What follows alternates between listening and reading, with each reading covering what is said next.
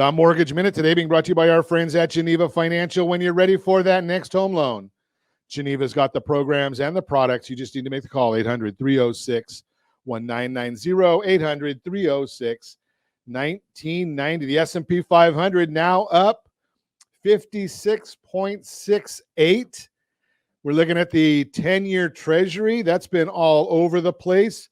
We're looking at that one right now, down 20 basis points. Sorry, seniors, that's not good for you, but that helps the mortgage bonds. Mortgage-backed securities are up 66 basis points.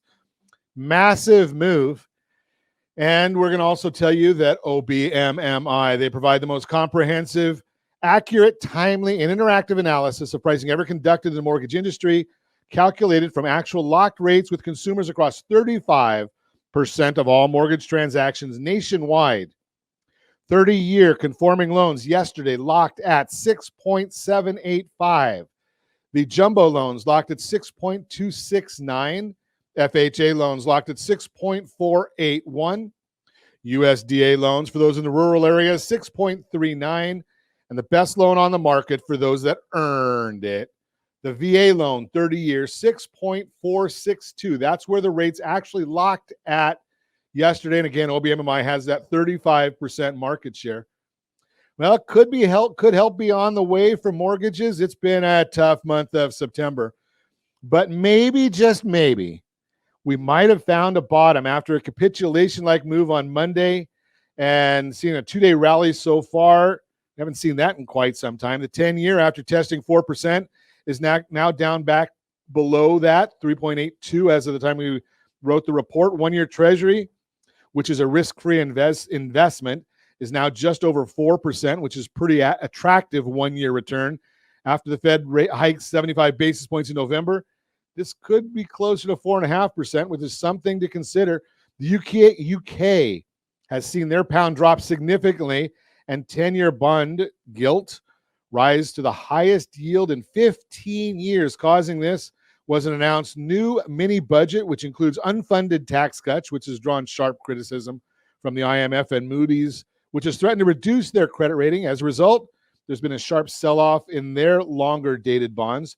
Prior to this news, they were planning on selling 10-year gilts and continue hiking rates as they are well behind on the curbing inflation.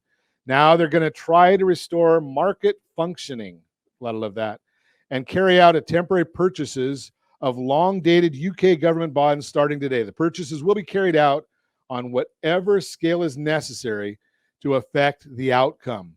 So a lot of that is what's driving the market right now. We'll get more of that information to you as it comes into us. Pending home sales, though, they did come out. Measures signed contracts on existing home sales fell 2% in August, which was in line with expectations. Sales are now down 24% year over year. The National Association of Realtors chief economist Lawrence Yun sees mortgage rates rising to near 7%, but when inflation comes down, mortgage rates will begin to improve, as we've been saying. Believe it's possible, as we went over earlier in the week, that I think that come November, when we receive the October inflation data, that's going to be the first time that we're going to see a benefit in inflation numbers. That is the Mortgage Minute, brought to you by our friends at Geneva Financial. When you're ready for that next home loan, Geneva's got the programs and the products. You just need to make a call, 800-306-1990,